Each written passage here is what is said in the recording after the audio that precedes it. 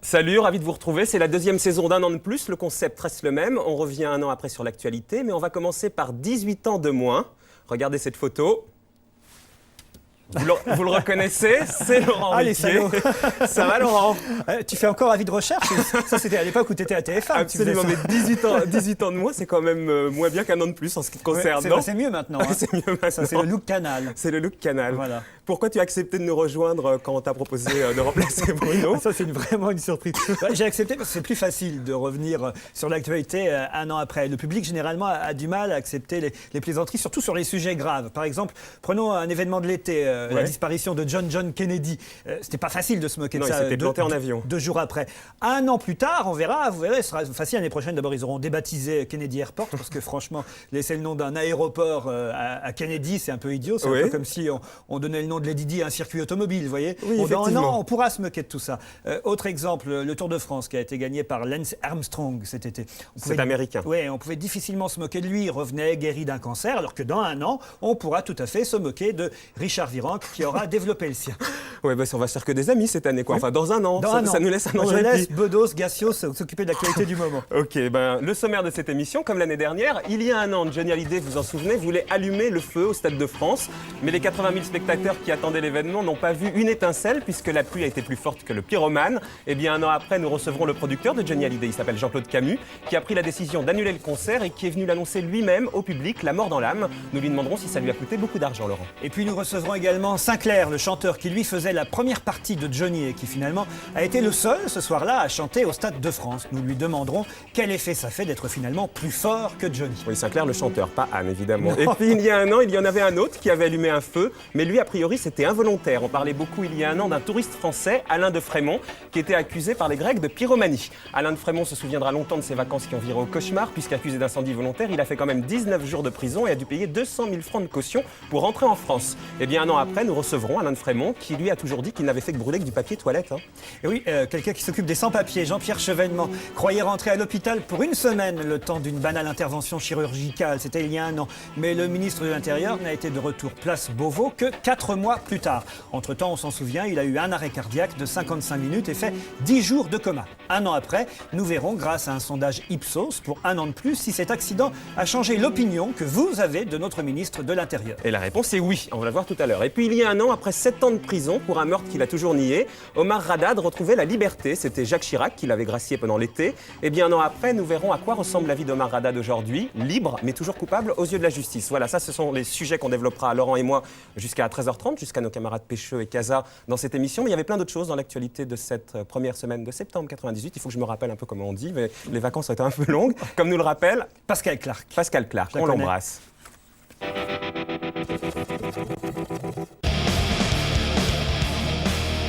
Auto-tamponneuse? Non, Formule 1. À Spa sous les eaux, 14 voitures sur le carreau.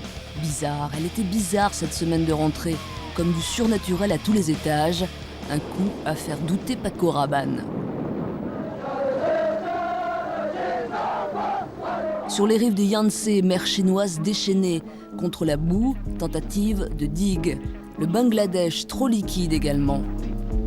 Mer maudite au large du Canada, 229 morts, dont 46 Français, dans le crash d'un avion de la Swissair entre New York et Genève. À bord, un homme, Jonathan Mann, figure américaine de la lutte contre le sida. Le tennisman Mark Rosset n'avait pas embarqué au dernier moment. Sometimes I'm complaining about my life, but then I realized last night that life is great and I should maybe try to enjoy a little bit more. Fatalité de la mort en Algérie, une bombe fauche 17 vies sur le marché de Bubblewed à Alger. Bill Clinton, en bas de la passerelle, du vide. À Moscou, la Douma refuse d'investir Viktor Tchernomyrdine au poste de Premier ministre. C'est peut-être pour ça que Yeltsin tente de gagner du temps. Je dois dire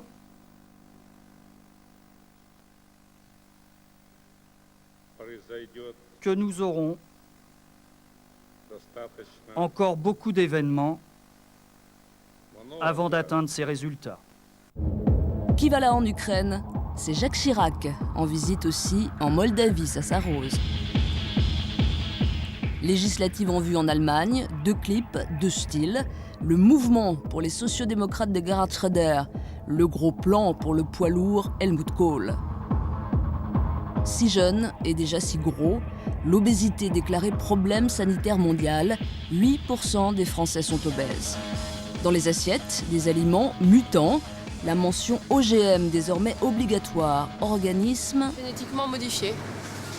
Ce serait écrit en gros, ce serait mieux, mais aussi un gymnase qui dérange pour un procès de masse, procès du réseau islamiste Chalabi. Les avocats désertent les méthodes du juge Bruguière. Les détenus qui comparaissent libres partent aussi. 4 mois plus tard, 3 d'entre eux prendront 8 ans ferme. C'était une rentrée mouvementée. Amour menace au cinéma. Lundi noir à Wall Street. Pub déjantée pour une nouvelle télé. Annie Cordy, folle alliée à l'Olympia. Fabuleux, sensationnel, excellent spectacle. Et aussi ce coup de tonnerre qui déchirait le monde littéraire. Non mais ça finit par se calmer à un moment donné. Les gens finissent par lire, quoi. Houellebecq a vendu à ce jour 300 000 particules élémentaires. Ça secouait, ça chavirait, mais Jospin maintenait son tempo. Il n'y aura ni pause, ni accélération. Heureusement, nous étions toujours champions du monde, mais même ce repère-là vacillait. Coup de froid à Reykjavik, un partout contre les Islandais dans la course à l'euro. Pour l'idole, rien à faire. Il promettait le feu, il récoltait la pluie.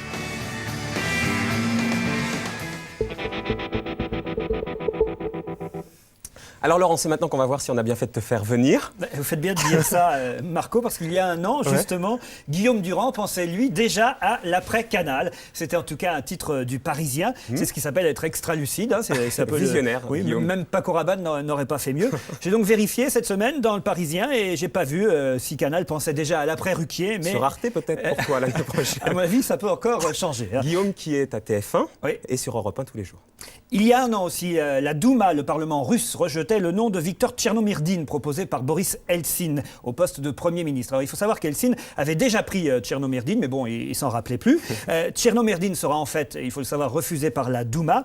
Et c'est finalement, pour succéder à Kirienko, Evgeny Primakov qui sera choisi. Il restera 6 mois, puis ensuite Sergei Stepatchine. Et ensuite, cet été, on l'a vu, il y aura Vladimir Poutine. Il faut quand même dire que les images là, on les a mis un peu Oui, ça va à vite. vitesse accélérée parce qu'ils marchent beaucoup plus lentement que ça, Boris Eltsine. C'est à peu près la bonne vitesse pour Eltsine. C'est ça. Bon, en tout cas, c'est un emploi précaire, il faut le dire, Premier ministre en Russie. Il y a des jobs comme ça qu'il ne faut pas prendre, hein, si on aime la stabilité de l'emploi. C'est Premier ministre russe, entraîneur au Paris Saint-Germain et président du RPR. En tout cas, pour en revenir à Eltsine, il faut le dire, faire tomber 3 premiers ministres en un an, ça prouve que non seulement il picole, le président russe, mais en plus, il renverse. Très bien, oui. Il y a un an ? Il y a un an, c'est le concept. Hein. Oui. Ça, on peut rien faire. Même si tu me le demandes, moi, je peux rien faire du tout. François évoquait l'absence d'hommage officiel à Lady Diana. 2 ans plus tard, c'est encore pire. On n'a rien vu en Angleterre, ici en France non plus. Quelques touristes au pont de l'Alma, mais même pas un monument à son nom, une rue, une place, une avenue. Au moins, ils auraient pu faire un parking, tiens, à l'Alma. Ce serait pratique. Je ne sais pas si vous connaissez ce quartier, mais on ne peut pas se garer. Un parking Lady Diana serait formidable. Parce que moi, Il y a une flamme quand même, mais ça n'a rien à voir avec les Ça n'a Lady. rien à voir avec la elle. flamme de la Statue de la Liberté. Non, mais un bon parking, ça aurait été parfait. En plus, moi, je suis déjà allé là-bas, je ne peux pas garer ma voiture. En plus, j'ai déjà une éraflure à ma Fiat Uno. Donc, D'accord. il y a un an, je reste sur le même sujet. David Ginola prenait le relais de Lady Diana dans le rôle de parrain de la Croix-Rouge contre les mines antipersonnelles. Un an après, on n'est pas vraiment sûr que c'était forcément le meilleur choix pour ce juste combat, Ginola. Parce que quand même, choisir un footballeur pour représenter des victimes généralement amputées d'un ou deux pieds, je trouve que c'est à la limite de la provocation. En plus, Ginola avait participé à un match de football avec des amputés. Ça a dû lui rappeler l'époque où il jouait au Paris Saint-Germain. Oui, c'est ça, tu termines, Laurent. Il y a un an, l'équipe de France de foot recevait la médaille de la Légion d'honneur et en échange, Chirac recevait lui le maillot numéro 23 des Bleus. C'est ce qu'on appelle l'emploi fictif de la sélection. C'est tout notre président. Regardez, il a l'air ravi qu'on lui dise qu'il est sur la touche. Ça lui était déjà arrivé pour la dissolution. Qu'est devenu le maillot depuis ? J'imagine que vous avez envie de me poser la question, Marco. Qu'est devenu le maillot depuis Merci, j'en sais rien. On ne sait même pas ce qu'est devenu le président de la République d'ailleurs. Mais si, il est au Québec, là, tu sais, au sommet de la francophonie. Oui, avec Tibéri. et Juppé. Alors, si je te Comme dis quoi, la tu me mairie dis de pas Paris, vous, parce qu'autrement, on va jamais y arriver. On va se dire tu, vous, ça dépendra des moments. Bah, on commence par tu, on verra bien. Oui, et je suis sans mes lunettes, donc j'en vois deux. D'accord. À moi de dire il y a un an, jour pour jour, le 4 septembre 98, Omar Haddad devenait un homme libre. Omar Haddad avait été condamné à 18 ans de prison pour le meurtre en 91 de sa patronne, Ghislaine Marshall, un meurtre qu'il a toujours nié, on le sait. Et après 7 ans de prison, l'année dernière, justement Jacques Chirac, qu'on avait retrouvé donc déjà l'année dernière, avait décidé de le gracier. Eh bien, un an après sa libération, Bruno Donnet, qui est un petit nouveau dans l'équipe, a rencontré Omar Haddad à Marseille, qui est donc libre, mais toujours coupable aux yeux de la justice. Omar Haddad est libre. L'ancien jardinier marocain a toujours clamé son innocence. 4 septembre 1998, après 7 ans passés derrière les barreaux, Omar Haddad retrouvait la liberté, gracié mais pas innocenté. Ses premiers mots étaient pour la justice. Je souhaitais vraiment le combat contre nous jusqu'au bout. Comment sont passés ces 7 ans? Très très mal passé. Parce que c'est pas facile pour quelqu'un innocent d'aller derrière les barreaux pour rien, c'est quelque chose de mal, très très mal. Sorti de prison, l'ex-jardinier est devenu manutentionnaire dans une boucherie musulmane. Entre un patron attentif et des collègues qui l'ont vite accepté, il essaye aujourd'hui de retrouver une vie d'homme libre.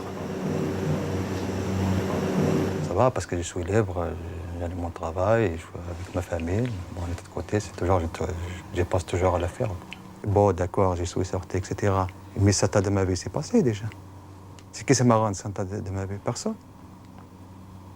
Personne. Ça y est, c'est fait, c'est fait. Et c'est ça, aujourd'hui, moi, je ne demande pas la justice parce que le président, ça y est. Mais qu'est-ce que je demande à la justice? C'est la vérité. C'est une idée fixe, vraiment. C'est incontournable pour lui. Si c'est ce qu'il veut. Vous dites, votre projet, l'année prochaine ou dans les années à venir, il me dit d'abord mon procès, la révision de mon procès. J'entre par exemple chez moi d'ici à Marseille, je parle au train, déjà, il vient sur moi, et bon, il m'embrasse, il me pose des questions, il voulait la faire, etc. Ben, c'est ça, ça fait presque on parle tous les jours. Et vous en avez marre de ça? Franchement, oui. Franchement, oui, mais j'ai pas le choix. Si Omar Haddad peut croire en la révision de son procès, c'est en partie grâce à cet homme. Mandaté par Jacques Vergès, le détective privé Roger-Marc Moreau a réalisé au cours de cette année une enquête qui l'a conduit jusqu'en Tunisie, où il a pu recueillir un témoignage capital. C'est elle qui a répondu, qui est là. Qui est là? Qui est là, Elle a répondu comment? Par l'interphone ou de vive voix? De vive voix. De vive voix. Oui, de vive voix. Ce témoin apporte la preuve que le lundi 24 juin 1991, des personnes se trouvaient à la Chamade, alors que Madame Marshall était déjà décédée et que l'on n'avait pas encore retrouvé son cadavre. Ça veut dire qu'aujourd'hui, un an après la libération d'Omar Haddad, vous avez des éléments qui le disculpent et d'autres qui accusent quelqu'un d'autre? Tout à fait. Nous avons maintenant l'identité des personnes qui ont fait la mise en scène et qui ont assassiné Madame Marshall. Et de qui s'agit-il? Écoutez, ce sont des proches de la victime. Je ne vais pas, il ne m'appartient pas dans une émission de donner leur nom à la vindicte publique. L'avocat d'Omar Haddad a depuis déposé en janvier dernier une demande pour que le procès soit révisé. Actuellement, la justice examine le dossier et entend les nouveaux témoins. Alors, est-ce que vous avez une chance d'aboutir? Écoutez, je ne veux pas lire dans le bar de café, mais je pense que les éléments que nous avons apportés sont assez nombreux et introduisent un doute suffisant pour que nous puissions espérer une décision favorable. Et c'est quoi la prochaine étape? La prochaine étape, c'est la décision de la Chambre criminelle de Cour de cassation d'ordonner ou pas un nouveau procès. Pour l'heure, aucune date n'a encore été fixée. La justice peut d'ailleurs refuser de rouvrir le procès. Depuis 200 ans, la commission de révision des condamnations pénales n'a modifié que 6 jugements. Alain de Frémont, bonjour. Bonjour. La dernière fois et la seule fois qu'on vous a vu à la télé, c'était l'année dernière. Vous n'aviez pas vraiment la forme. Pas vraiment, non. Vous aviez même les larmes aux yeux. Il faut dire que vous partiez en Grèce profiter a priori de la plage, des vacances. Tout à fait. Vous êtes retrouvé 19 jours en prison. Oui. Vous allez voir, cette année, ça va être beaucoup plus sympa avec Laurent et moi, il n'y a pas de problème. Je vais vous demander avec Laurent si un an après, vous vous êtes remis de cette mésaventure. Mais on va d'abord raconter cette mésaventure. C'était il y a pile un an, des vacances qui ont mal tourné avec Fabien Vincent. Je voudrais rentrer chez moi rapidement. En gardant des amis en Grèce. Comment? En gardant des amis en Grèce. Alain de Frémont est-il le dangereux pyromane que traque la police grecque? L'été dernier, les vacances de cet agent immobilier de 49 ans tournent au cauchemar. Il est traité comme l'ennemi public numéro 1 et coursé par les journalistes. Il faut dire qu'en un mois, 150 000 hectares de pins sont partis en fumée en Grèce. Et le seul jour de son arrestation dans la région de Corfou, on compte 15 incendies volontaires. Je suis la victime d'une situation explosive en Grèce à l'heure actuelle. Tout a commencé à l'aube dans ce petit bois. Selon sa version, Alain de Frémont interrompt son jogging pour satisfaire un besoin naturel et brûle son papier toilette. Et à cause de mon amour pour la nature, je n'ai pas voulu laisser de Kleenex sale. J'ai fait une bêtise. Je les ai brûlés au lieu de les jeter dans un sac en plastique ou... Pourtant, quand ce berger le surprend, paniqué, le touriste saute dans sa voiture. Quand je l'ai vu dans sa voiture, je suis allé le voir, mais il m'a agressé et il est parti. J'aurais bien voulu avoir une arme pour l'arrêter. Aux yeux des Grecs, le Français est le coupable idéal. Son passeport est couvert de tampons étrangers qui font penser à un incendiaire international. Les policiers découvriront aussi son briquet, bizarrement caché près de la roue de secours de sa voiture. Il expliquera qu'il fumait en cachette de sa femme. Mais les Grecs incrédules gardent le vacancier en détention provisoire. Il ne peut pas s'expliquer. Tout devient très compliqué. Vous comprenez? Tout devient très compliqué. On ne peut pas s'expliquer. C'est difficile et c'est pas normal qu'après déjà 3 jours de détenu dans une prison dans des conditions dégueulasses, parce qu'il faut dire que c'est sale, c'est pas normal qu'on le garde aujourd'hui, c'est pas normal. Alain de Frémont restera finalement 19 jours dans une prison grecque. Mis en examen pour incendie volontaire, il devra verser une caution de 200 000 francs pour être libéré. Et c'est donc le 30 août 98, il y a un an, qu'il a pu rentrer en France en attendant son procès. Alors Alain, en revoyant ces images, vous semblez à nouveau très ému un an après, c'est normal? Oui. Ouais, parce que c'était vraiment un cauchemar pour moi. Mais est-ce que rétrospectivement, maintenant c'est quand même derrière, ça fait un an, vous ne vous dites pas que finalement la Grèce c'est un pays démocratique qui fait partie de l'Europe et c'est un mauvais passage évidemment qu'on souhaite à personne, mais qu'après tout, il ne pouvait rien vous arriver de très grave. Vous ne vous dites pas ça aujourd'hui avec l'effet du temps un an après? Je me le suis dit au départ, puisque au départ je pensais... m'étant expliqué clairement, je pensais faire 24 heures de garde à vue, payer une forte amende et puis sortir. Mais tout a été un engrenage tellement rapide, entre le fait que je sois agent immobilier, que j'ai beaucoup de visas sur mon passeport, que ma femme, elle... Qui avait un briquet dans la roue de secours? Oui, le briquet dans la roue de secours, c'était... Enfin, dans la roue de secours, il était dans le coffre, il n'était pas dans la roue de secours. Ils ont dit après que c'était dans la roue de secours. C'est pas beau de fumer en cachette. Hein, c'est pas beau, je sais que c'est pas beau, mais ça vaut pas 3 semaines de prison. Vous avez déjà mis le feu à vos moustaches? Jamais. Comment ça s'est passé ces 19 jours de prison? C'est dire que je connais pas la prison dans d'autres pays européens, mais je suppose que ça ne doit pas être le pied non plus. Mais là-bas, c'est quand même Midnight Express, quoi. Et avec un an de recul, c'est le genre de choses qu'on oublie, ou alors un an, c'est rien du tout en fait? C'est très difficile à oublier, puisque encore à l'heure actuelle, des gens m'en parlent. Dans la vie de tous les jours? Dans la vie de tous les jours. Ça a compliqué votre activité professionnelle? Énormément, oui. C'est-à-dire, quand vous êtes rentré, donc il y a pile un an, comment ça s'est passé votre retour en France? J'étais très mal, donc, j'étais très content de rentrer, mais très mal dans ma peau, donc je n'ai pas retravaillé tout de suite. J'ai pris 15 jours vraiment de vacances. Ouais, voilà. En Corse? Non plus, non, pas en Corse, non. Et pourtant, la Corse, c'est un pays où mais c'est un pays qui a brûlé cette année. Je sais bien, mais j'y vais souvent. J'étais pas encore cette année, j'étais en Sardaigne. Bon. On est rassuré. Et quand vous êtes donc rentré, comment ça s'est passé? Il y a évidemment quelques personnes qui ont, vous savez, c'est très, qui ont dit, de toute façon, on s'en doutait, il est agent immobilier, machin, alors que je vois pas très bien ce qu'un agent... Les gens confondent agent immobilier et promoteur, et de toute façon, même un promoteur, je vois pas très bien le but de mettre le feu sur un terrain. Mais concrètement, ça a changé quoi dans votre activité professionnelle? Vous avez, je sais pas, changé d'agence, vous avez déménagé, J'avais 2 agences qui m'appartiennent, et il y en a une qui était sous promesse de vente quand je suis parti en Grèce, et qui devait signer le 15 ou 16 août, je sais plus, ce qui fait qu'on a retardé la signature. Donc la 2e agence, je ne l'ai plus, mais j'ai une autre société, et j'ai toujours l'agence de Chartres où des gens me reconnaissent. Et il y a un doute aujourd'hui? Il y a forcément. Vous ressentez un doute? Il y a forcément un doute.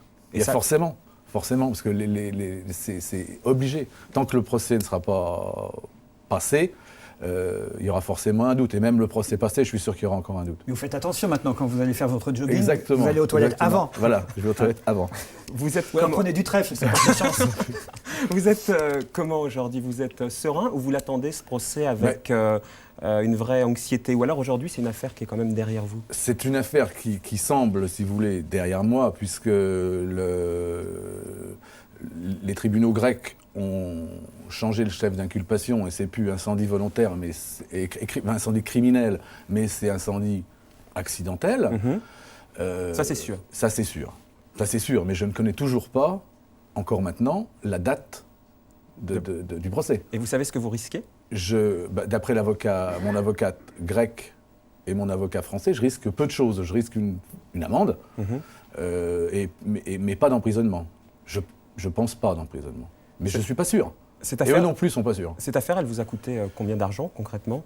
J'ai pas fait le compte exactement, puisque il y a les avocats que j'ai pas toujours payés entièrement, puisque l'affaire n'est pas terminée. Puis il y a les 200 000 francs que j'ai laissés en caution, que je n'avais pas, que j'ai été obligé d'emprunter. C'est pas Béjart qui vous a payé votre caution? Non. Béjart qui a payé la caution de l'agriculteur. C'est de la famille qui m'a avancé l'argent. Et puis, tout sur place, je sais pas, je vais vous dire, il y a eu 15 000 francs de téléphone portable, il y a eu des frais d'hôtel que j'avais pas prévus. J'ai failli perdre la vente de ma société, qui était, puisque si le collaborateur qui me l'achetait, on était hors délai, je pouvais perdre ce truc-là, je pouvais perdre... Enfin bon, et puis ça m'a fait perdre beaucoup de temps dans mon travail. Encore à l'heure actuelle, ça m'en fait perdre. Et aujourd'hui, quand vous partez par exemple en vacances en Sardaigne, là, psychologiquement, vous êtes atteint, vous faites attention à tout, vous êtes traumatisé. J'attendais.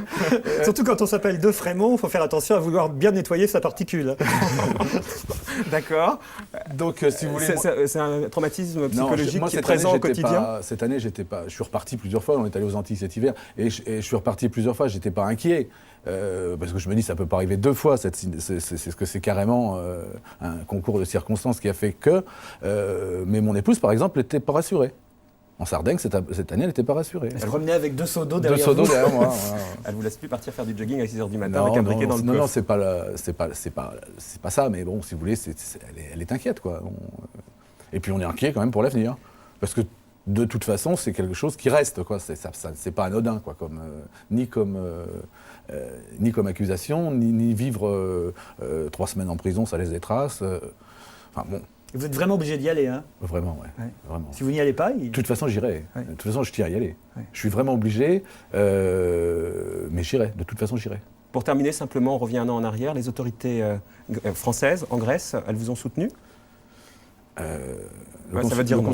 Le consulat? Oui. Il a fait ce qu'il pouvait. D'accord. On va dire qu'il a fait ce qu'il pouvait. Bon, ça veut dire non. Ça veut dire que c'est un consulat, quoi. D'accord. Ils sont obligés de composer aussi. D'accord. Donc ils ont pas les mains libres. Et en plus, on était en pleine période estivale. Tout le monde était en vacances.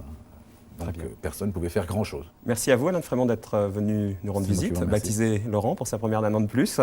On se retrouve dans un instant après la publicité. On va recevoir... Bonne chance quand même pour son procès. Oui, absolument. On va recevoir Jean-Claude Camus, qui est le producteur de Johnny Hallyday, il y a un an. Alors lui, pour le coup, il n'a pas allumé le feu, mais il y a eu de la pluie. Il y a eu beaucoup d'eau et pas de concert au Stade de France, en tout cas pas le premier. Il y a eu des concerts fabuleux après. A tout de suite, c'est après la pub.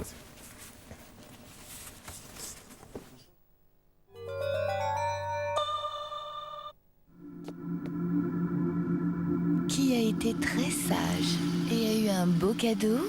C'est moi. Sans Marina, les femmes sont comme ça.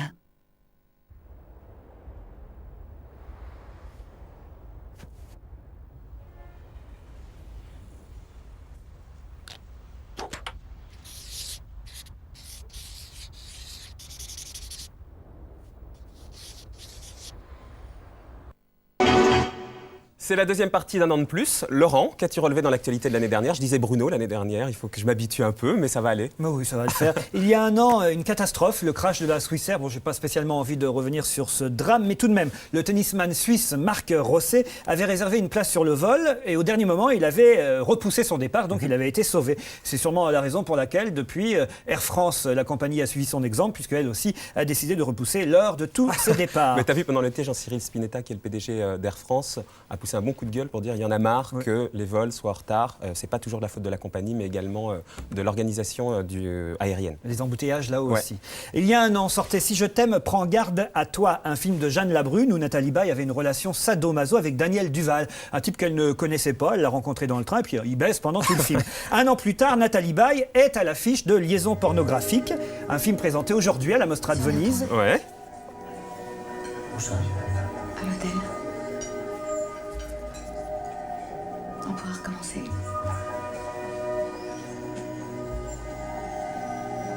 Vous voulez ? Je veux. Bon, c'est pas tout à fait le même film, Marco, mais quand même, c'est un type qu'elle rencontre par petite annonce et ils vont baiser pendant tout le film aussi. Alors on espère que dans un an, un réalisateur aura l'idée de faire enfin coucher Nathalie Baye avec un type avec qui elle aura eu au moins une conversation avant. Il y a un an, Jack Lang n'était pas candidat aux Européennes, en tout cas c'est ce qu'il disait dans Libération. Il précisait même « Je ne suis candidat à rien ». Ça tombe bien, c'est ce qu'il a obtenu. En plus, comme candidat à rien, on avait Le Pen, déjà, c'est déjà trop. Jack Lang qui a quand même fait la technoparade dans l'année. C'est vrai ? À Paris. Encore ? Tous les ans alors ? C'est pas mal, c'était la première, ils vont en faire une seconde. Oui, vous savez, c'est normal, le socialisme, c'est beaucoup de rêves partis. Il y a un an, le Parisien titrait sur les nouvelles arnaques de la voyance. Parmi ces arnaques, le 3615 Germaine Soleil. Madame Soleil, on le sait, s'est éclipsée en 96. Eh bien, il y a un an, elle continuait à livrer ses prédictions, donc un an après sa mort. Donc, Germaine Soleil, c'était l'astrologue d'Europe 1, puisqu'elle est morte. Mais elle est toujours astrologue, donc sur Minitel, et on a voulu vérifier, parce qu'un an plus tard, le 3615 de Madame Soleil existe encore, donc ça fait 3 ans maintenant qu'elle est morte. Pour rentrer directement avec une morte, vous me direz, c'est pratique, Minitel, c'est plus pratique finalement que de faire tourner les tables. Mais enfin quand même, Madame Soleil, si vous m'entendez, il est temps de vous mettre à Internet maintenant, parce que quitte à arnaquer, autant arnaquer moderne. Écoute Laurent, ma transition va être difficile, parce qu'il y a un an, il y a un homme qui était entre la vie et la mort. Là, c'était pas drôle du tout, c'était Jean-Pierre Chevènement. Le ministre de l'Intérieur était rentré à l'hôpital du Val-de-Grâce pour une intervention bénigne, tu l'as dit tout à l'heure. On avait déjà eu Jean-Louis Debré, comme ministre de l'Intérieur dans le coma, c'est pas... Et après, 55 minutes d'arrêt cardiaque pour une allergie au curare, le ministre était plongé dans un profond coma. Un réel celui-là, Laurent. Ici, un an de plus, on a voulu savoir un an après si cet accident avait changé l'opinion que vous aviez des ministres de l'Intérieur. C'est maintenant qu'on va donner les résultats, toi et moi, Laurent. C'est un sondage Ipsos que l'on a réalisé la semaine dernière. Et figure-toi qu'un Français sur 2 déclare avoir changé d'opinion depuis un an. 42% d'entre vous trouvent, depuis l'accident de Jean-Pierre Chevènement, que Jean-Pierre Chevènement est plutôt plus sympathique, 42% quand même. Plutôt moins sympathique, 17%, sans changement, 23%. Alors en revanche, il y avait une autre question. Est-ce que depuis son accident, vous trouvez que Jean-Pierre Chevènement est plus influent ou moins influent au sein du gouvernement ? Résultat ? 46% des Français trouvent que Jean-Pierre Chevènement, depuis son accident, est moins influent au gouvernement. 19% plus influent, sans changement 13%. Alors, on peut conclure en fait qu'il est plus sympathique parce qu'il est moins influent. Peut-être, donc en fait il ne faut pas faire de politique et les Français vous aiment bien, c'est ça ? Soyez dans le coma et les Français vous adorent. D'ailleurs c'est souvent le cas des animateurs à TF1. C'est ça. Et bien en tout cas, un an après l'accident de Jean-Pierre Chevènement, donc il y a pile un an, Chantal Alès nous raconte l'année du ministre de l'Intérieur.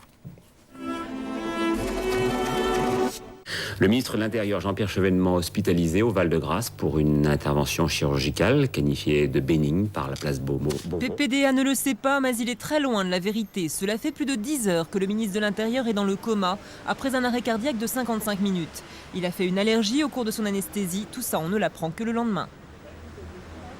Jean-Pierre Chevènement est dans le coma, sa situation est jugée sérieuse. Ce silence de 24 heures, c'est dans les plus hautes sphères de l'État qu'il a été décidé. Lorsque Lionel Jospin l'a appris immédiatement, parce que le médecin-chef du Val-de-Grâce, par la voie hiérarchique, a prévenu tout de suite Lionel Jospin, qui était en réunion, il a prévenu Nisa Chevènement, et ils ont décidé de faire une sorte de blackout pendant 24 heures.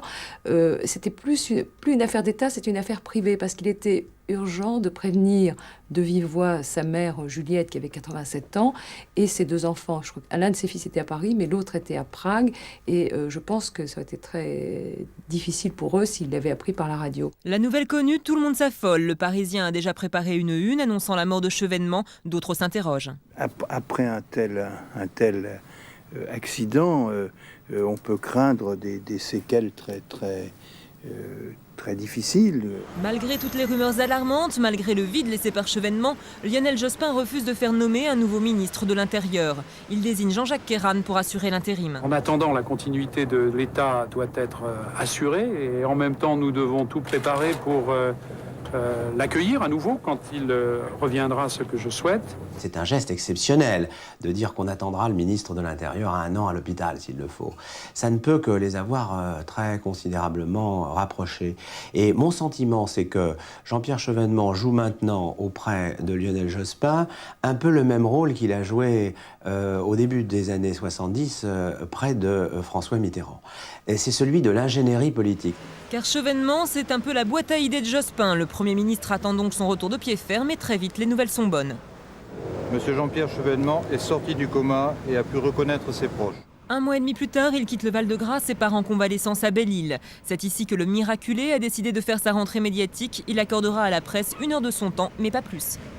Pour moi, c'est une question de temps. Il faut que je me refasse du beefsteak parce que j'ai quand même perdu quelques kilos. Il s'est contenté au fond d'accompagner son retour, assez bien d'ailleurs, une exclue match, quelques images à la télévision pour montrer qu'il tenait debout. Ça aurait été catastrophique, qui donne le sentiment de regarder, je suis le miraculé qui montre ses muscles et qui se répandent partout dans les conférences de presse, les interviews.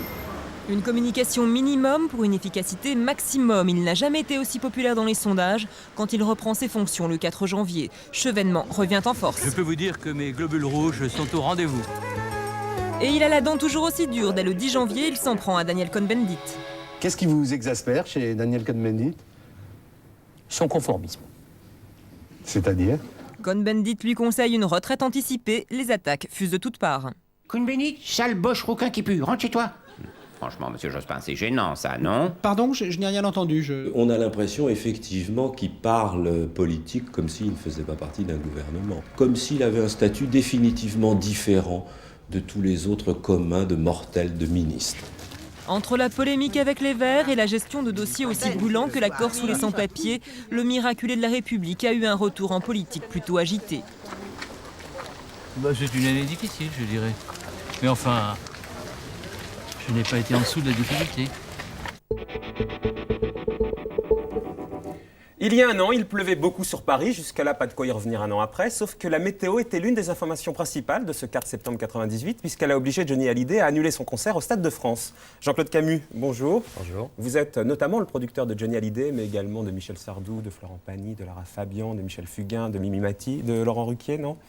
Hélas, non. Ça fait 3 ans que je cours après. La Rousseau. La Rousseau. Vous avez du boulot en ce moment. Hein. Ah là, on est occupé. C'est vous, l'année dernière, qui avez décidé d'annuler ce concert, et c'est vous qui êtes venu la mort dans l'âme annoncer ça au public. On va voir les images tout de suite. D'abord, en un mot, comment vous qualifiez ce 4 septembre 98, 1 an après? Apocalyptique. Apocalyptique. Le mot n'est pas trop fort. Sinclair, bonjour. Bonjour. Vous n'êtes pas produit par Jean-Claude Camus? Non. En tout cas, vous êtes passé entre les gouttes l'année dernière. Ce 4 septembre, vous êtes le seul à avoir chanté au Stade de France devant 80 000 personnes qui étaient en fait venues voir Johnny. Vous, ce 4 septembre, vous le qualifiez comment 1 an après? Mémorable. Mémorable. Apocalyptique à ma gauche. Malheureusement, mais mémorable. Mémorable.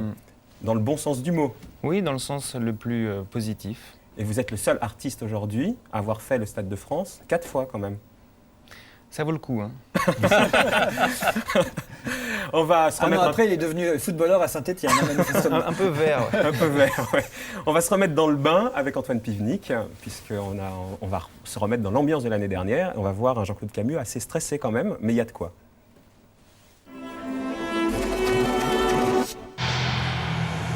Les fans l'attendaient depuis longtemps, ce concert devait être le plus grand show de leur idole. Une scène comme un immeuble, 350 mètres carrés d'écran géant, 60 millions de budget.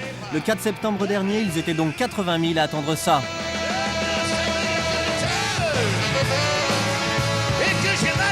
Hélas, malgré les hollas incantatoires, pas de Johnny en vue. Sinclair a vite remballé, la pluie tombe depuis 2 heures et en coulisses, Jean-Claude Camus réunit son staff. On parle alors déjà d'annuler. La météo de l'aviation, qui est la plus pointue du monde, elle nous dit que jusqu'à 3 du mat, en gros, il y a de la pluie. Il faut prendre une décision courageuse et surtout bien réfléchie parce que le fauve, il va falloir le retenir. 3 heures après, la décision est prise, reste à savoir comment l'annoncer. Bernard, ça ne peut pas être Johnny qui fasse l'annonce, on ne peut pas l'envoyer au feu parce qu'il faut savoir que sur le moment en tout cas, ça va être une horreur. S'il le voit et qu'il repart, bon. Face à un public chauffé à blanc, Jean-Claude Camus entre dans l'arène et là, ça n'a pas dû être facile. C'est la mort dans l'âme que nous allons annuler cette représentation.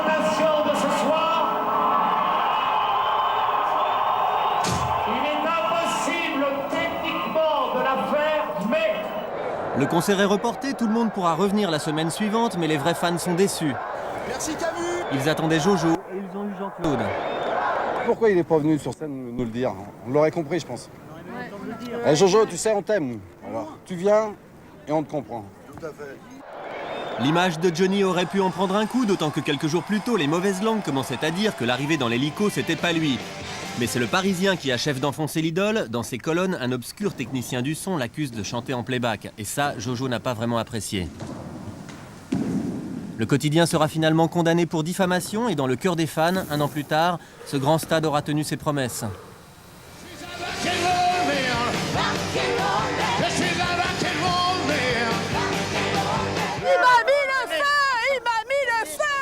Deux soirées auront donc suffi à réconcilier Johnny avec son public, mais parole de fan, c'est le concert reporté qui fut le plus chaud.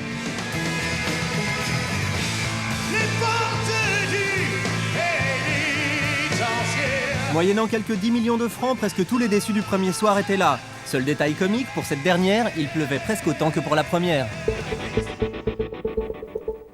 Alors Jean-Claude, quand vous avez dû monter sur scène, affronter ces 80 000 spectateurs, ça s'est passé comment? On a envie de savoir ça, on voit là en coulisses que votre cœur bat très rapidement. Ce sont des images qui me bouleversent encore aujourd'hui. Ça a été sans doute, même certainement, le plus mauvais moment de ma vie. Ça a été la plus grave décision à prendre. J'ai eu des grands malheurs dans ma vie. Là, parce que, évidemment, on voit les quelques secondes, mais en fait, il nous a fallu à peu près 1h30 de temps pour définitivement prononcer l'annulation. Ça s'est décidé peser le pour, à quel le moment, contre, vraiment? Qu'est-ce qui vous a fait basculer? Vous savez, j'ai réuni tous les chefs de poste, c'est-à-dire les ingénieurs de son, de lumière, etc., pour savoir si on jouait, quels étaient les risques, et si, d'abord d'aller au bout du premier concert, et surtout si on mettait en cause le concert du lendemain et du surlendemain, car il est évident que tout le matériel qui a été... On a eu des dégâts monstrueux le dernier jour quand on a joué sous la pluie.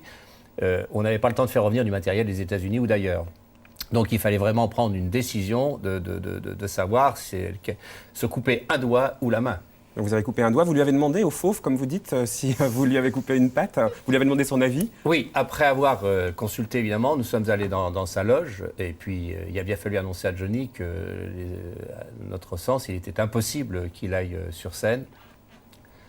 Trouvé un Johnny, ça fait 25 ans que je suis avec Johnny, j'ai découvert ce soir-là un autre Johnny, un Johnny que je ne connaissais pas, quelqu'un qui est resté très calme, lucide, qui a discuté avec nous. Vous savez, Johnny c'est un instinctif, c'est un fonceur, c'est un rocker, mais qui a, on a passé un quart d'heure, 20 minutes ensemble à étudier.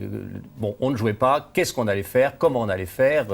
Il nous a offert tout, de faire matinée, soirée le samedi ou dimanche, etc. Mais il y avait tout de suite d'autres impératifs de préfecture, 80 000 personnes qui arrivaient, 80 000 personnes qui sortaient, c'était impossible. Donc, mais j'ai trouvé quelqu'un vraiment de fantastique.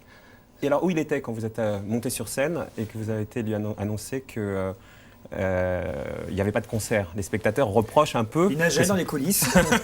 Non, alors, en accord avec le QG préfecture, parce que toutes ces affaires se sont traitées évidemment avec une cellule de crise, on a tous décidé, et la préfecture a exigé que Johnny soit parti du stade avant qu'on ne fasse l'annonce, ceci pour des raisons de sécurité. Il y avait des rumeurs, hein, tu t'en souviens Laurent, qui disaient il n'était pas en état de chanter en fait, tout ça. Mon Dieu, mais c'est...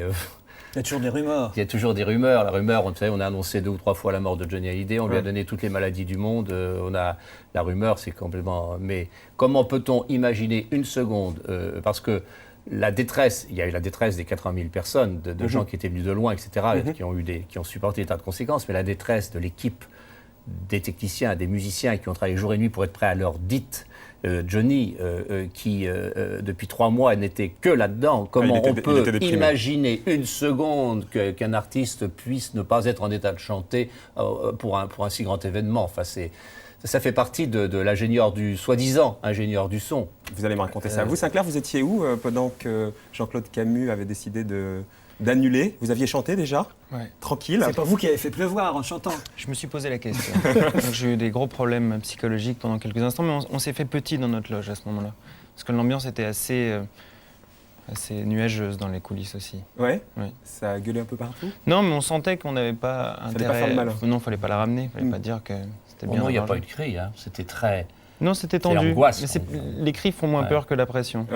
Alors comment ça s'est passé après? Parce qu'à l'époque, et c'est pour ça que vous êtes là, 1 an de plus, vous disiez il y aura des graves dégâts financiers. Vous les avez supportés. Comment ça s'est passé? Les gens, comment vous avez fait pour leur donner d'autres places? Qu'est-ce qui s'est passé concrètement dans l'année? Déjà, il a fallu gérer les gens pour qu'ils puissent revenir le 11. Certains ne pouvaient pas. On a fait des démarches auprès du ministre des Transports qui est intervenu auprès de la SNCF pour obtenir 50% pour les gens qui allaient les revenir, parce que ce sont des gens qui se privent longtemps pour arriver à... D'ailleurs, certains vous reprochent de ne pas les avoir remboursés, le voyage complet. Écoutez, malheureusement, ça fait partie des choses impossibles. On est en plein air, il y a des risques que chacun court ensemble. Mais on a fait à la hauteur de nos moyens. On a invité les gens en cours de route dans nos tournées. On leur a donné des places. On a, pour les cas, j'ai dû traiter plus de 2000 lettres. J'ai répondu personnellement à chaque lettre. Les cas les plus durs, évidemment, c'est peut-être pas beaucoup, mais ça l'était quand même sur la quantité. On a envoyé soit le live du concert, soit la vidéo du concert. Enfin, on a essayé de traiter au fur et à mesure les choses. Ça vous a coûté beaucoup d'argent, concrètement, financièrement? Ça coûtait beaucoup d'argent parce que les assurances, vous savez, prennent les gros frais, j'allais dire, et encore, ça vient tout juste de se terminer. Parce que il paraît qu'il y a des assurances qui vous ont dit qu'il n'avait pas plu ce soir-là. On a eu ça, oui. Les Anglais, les Français ont été très très bien, les assurances françaises, mais comme les risques étaient tellement importants, il y avait des réassureurs, et les Anglais ont été jusqu'à nous dire qu'il n'y avait pas de constat pour la pluie. Heureusement qu'il y avait un huissier qui était là pendant les 3 jours, mais il n'a pas pu faire de constat puisque c'était après. Il a fait une attestation comme quoi. Mais on a tout eu. Mais 1 an après, est-ce que vous vous dites pas quand même, parce qu'il y a eu des critiques à l'époque, vous avez peut-être été un peu léger, puisque quand même, quand on organise un concert, c'est pas mon métier, mais on imagine qu'on doit prévoir s'il pleut, s'il neige. Il y a plein de gens qui vous ont dit. On prévoit Muriel Hermine en remplaçant. On peut voir Muriel Hermine, c'est vrai. Mais il y a d'autres groupes qui ont chanté sous la pluie, donc on peut se demander peut-être, est-ce qu'un an après, vous dites aujourd'hui, on avait fait le maximum, ou alors on a été peut-être un peu léger, on a eu les yeux plus gros que le ventre? Alors Johnny Hallyday d'abord a chanté souvent sous la pluie, sur une scène normale, sur une scène de tournée, comme on peut voir, même si la scène est importante. Pas, il est mouillé à la fin, de toute façon. Il est mouillé à la fin, de toute façon. Mais là, nous avons voulu donner au Stade de France, occuper le Stade de France, faire un spectacle gigantesque, alors on pourra dire les yeux plus gros que le ventre, peut-être, mais c'était une scène de 4000 mètres carrés. Comment peut-on envisager de couvrir 4000 mètres carrés? Là, l'erreur, c'était ce que vous reprochez, Le Monde, par exemple. Oui, Le Monde l'a reproché. Il faut savoir aussi que les dieux étaient décidément contre nous, car la scène était quand même à moitié abritée par l'auvent, le retour du stade, mais nous avions le vent de face, une pluie de rue comme on n'avait jamais vu, et ce qui fait que la pluie s'engouffrait jusqu'au fond de la Seine. Très bien. En tout cas, nous, on a pris des mesures. On a viré Cécile Siméone de la météo depuis, rassurez-vous. C'est fait. Parce que moi, j'avais quand même pris les prévisions depuis 10 ans dans les statistiques. En 2 mots, l'épisode du playback, le Parisien condamné, ça l'a meurtri, le fauve, hein. Alors, écoutez, on avait besoin de tout sauf de ça. Le 11 pour le jour du report du concert, où Johnny était évidemment très angoissé de revenir devant des gens qui étaient venus une première fois pour rien. C'était déjà très très tendu. On ne va pas épiloguer parce qu'heureusement la justice a tranché et ils ont été condamnés. On s'est quand même promené dans le tribunal, une petite anecdote, avec une guitare, ce qu'on appelle HF, c'est-à-dire sans micro, sans fil, puisqu'on disait il n'y a pas de fil, on voit bien qu'il n'y a pas de fil, donc ça ne veut pas de micro. On a fermé les portes du tribunal. Il y a 2 ingénieurs qui se sont promenés, qui ont chanté, qui ont joué de la guitare dans les couloirs alors que la salle d'audience était fermée. Il n'était pas là. Juste pour faire une démonstration. C'est vrai que c'est dégueulasse de dire que c'est pas Johnny qui chante. Voilà. C'est pas lui qui pense, mais c'est lui qui chante. Vous, Sinclair? Il pense beaucoup plus qu'on ne peut l'imaginer, croyez-moi. Vous, Sinclair, comment ça, 1 an après, c'est quoi le souvenir que vous gardez de ce 4 septembre? Vous m'avez dit mémorable, donc c'est quoi le souvenir? Beaucoup de gens, une grosse surprise, une énorme scène. Ouais. Une énorme scène, et puis finalement très peu de pouvoir sur cette petite scène. Ouais. Beaucoup de pluie aussi, non? Beaucoup avant et après. Je ne sais pas ce qui s'est passé. Il y a eu une sorte d'éclaircie à ce moment-là. Le bol. Le bol. Et une rencontre avec un public que je ne connaissais pas. Qui était a priori pas là pour vous. Comment ça se passe? Ça se passe. Enfin, j'étais assez surpris en fait, parce qu'on a tout à gagner dans ce genre d'exercice. On a tout à gagner parce que les gens vous aiment ou pas, de toute manière, vous partez. Vous êtes là juste pour remplir un petit passage. Et je pense que ça s'est bien passé. Je pense que dans ce cas-là, il faut faire quelque chose de rapide Et surtout, ne pas avoir la prétention de faire mieux que les gens qui viennent après ou essayer de Censé venir après. C'était le cas de Johnny. Vous l'avez vu après votre prestation ou pas? Je l'ai croisé, oui. Et alors? Vous êtes quoi, excusé d'avoir chanté et pas lui? Non, je crois que j'ai pas trouvé mes mots, en fait. J'étais très impressionné. Est-ce que vous vous vantez depuis? Est-ce que partout où vous passez, vous dites, moi j'ai chanté 4 fois devant 70 000 personnes? Quand on me le rappelle, c'est vrai que ça me revient, mais c'est pas ce qui me reste du Stade de France, c'est pas d'avoir joué 4 fois, c'est d'y avoir joué en fait, d'avoir participé à ça, d'avoir vu en fait une ampleur. Enfin, pour moi, c'est quelque chose d'assez démesuré. Chanter devant 80 000 personnes, C'était génial. Il y a un album qui sort ou qui est sorti. Laurent, c'est ton job, ça. Oui, il faut que tu t'y habitues. En plus, j'ai vu le concert sur M6 la semaine dernière. C'était très très bien. Il est très bien sur scène, Sinclair, franchement. Merci, mais là, il n'y avait que 6400 personnes. Oh, une paille. Le prochain... Faites 6400 personnes toute votre vie, ça sera une très belle carrière. Le prochain événement pour Johnny, c'est les Champs-Élysées en juin 2000. S'il pleut, Jean-Claude. Alors, Johnny va descendre les Champs-Élysées, oui. Ça nous arrive tous les jours, alors. C'est toujours plus fort, toujours plus grand. Bah, vous n'avez pas pu avoir l'appartement de la rue? Absolument. Oh, ça, c'est très dur. Et alors, ça sera quoi? Écoutez, pour l'instant, on est en construction de spectacle, mais je pense que ça va être encore très très bien. Johnny, qui pense beaucoup, cher Laurent, pense beaucoup à ce spectacle, est déjà en train de travailler très très fort, nous a apporté quelques idées. Donc en fait, c'est une scène qui va descendre les Champs-Élysées, c'est ça? Voilà, c'est ça. Très bien. On avait imaginé pendant un moment de la faire au rond-point des Champs-Élysées, et puis on s'est dit que tout ça a été très statique et que beaucoup de gens seraient privés du spectacle, parce que même en mettant des écrans tous les 30 mètres, etc. Donc on va avoir une scène dont Johnny nous a donné déjà des idées, il faut les réaliser maintenant, qui va descendre très très très très doucement les champs, partir de l'Arc de Triomphe pour finir à la Concorde. Et là, ça permettra de faire plaisir. Ça fait très longtemps que Johnny avait envie de donner quelque chose. Et c'est peut-être d'ailleurs une des réactions de Johnny vis-à-vis de son public. Parce qu'évidemment, il a souffert de l'histoire du 4 septembre dans sa tête, dans son cœur. Et je pense que, parce qu'à la décision des Champs-Élysées... Il y a des rues depuis d'ailleurs qui parlent de l'événement, les rues du 4 septembre. Le concert gratuit a été pris pendant le Stade de France aux Champs-Élysées. Je crois que c'est une façon à Johnny de dire aux Français, à son public, voilà, je viens vous donner un immense concert gratuit. Très bien. On se moque de lui, mais on est tous fous de lui, quoi. Je veux dire, moi, je vais acheter le nouvel album, là. Il y a un album... il est fantastique. Il a des auteurs incroyables. Formidable. Labro, qui a écrit des chansons, Françoise Sagan, Vincent Ravalec, c'est dingue. Miossec. Heureusement qu'il ne chante pas que ce qu'il lit, parce que souvent c'est Peyo, Roba et Uderzo qui auraient signé les chansons. Bon ben voilà, merci d'être venu. On est un tout petit peu en retard, donc on va s'arrêter là et on va souhaiter bonne chance à nos camarades qui nous suivent. C'est François et Jérôme. Ça va les gars? Salut. On n'est pas 6400 ici, mais pas loin. Il y a tous les JRI qui font, tu sais, c'est les JRI, les journalistes reporters d'image. Parce que ce sont les spectateurs. Oui, journalistes reporters d'image. Et les spectateurs nous aiguillent sur des sujets. Aujourd'hui, on aura Doudou Pilote, on aura Papy Cajot. Et on était à Mouffetard, filmer Monsieur Bassoul qui fait l'accordéon pour faire chanter les gens. Regarde ça. Et on était juste là sur la place Mouffetard. Il est prêt? Oui, ça y est, ça roule. On voit tout ça, ouais. D'accord, voilà. Et bon, Monsieur Bassoul, il a l'accordéon. Et qui c'est qui s'est glissé là? Monsieur Tiberi. Écoute ce qu'il chante. Voilà. Écoute ce qu'il chante. J'ai la mémoire qui flanche. Voilà. Merci. On verra pas tout à l'heure. C'est ce qu'il dit souvent au juge. Il a l'habitude. À tout de suite. Jean Tiberi qui a dû vous aider, Jean-Claude Camus évidemment, pour monter en juin 2000 ce concert sur les Champs-Élysées. Oui, absolument. Il y a on a plus le temps, très vite. La mairie de Paris et des tas d'autres gens qui nous donnent un coup de main pour monter ce concert, parce qu'il faut trouver les financements, il faut trouver les choses. Évidemment. Vous voulez 100 balles? Non, et puis beaucoup de tractations aussi, parce que c'est vrai que c'est un grand souci pour le préfet de police quand même, une telle opération, et on va travailler beaucoup avec eux pour les rassurer. Ok, merci. On se retrouve samedi prochain. Ce soir, pas de TV+, ça commence samedi prochain, donc à 18h30. Et ça va, Laurent? Ça va, première? Écoutez, c'est pas à moi de le dire. Ouais, je crois que c'est pas mal. À samedi, 12h40. Merci à vous deux. Merci.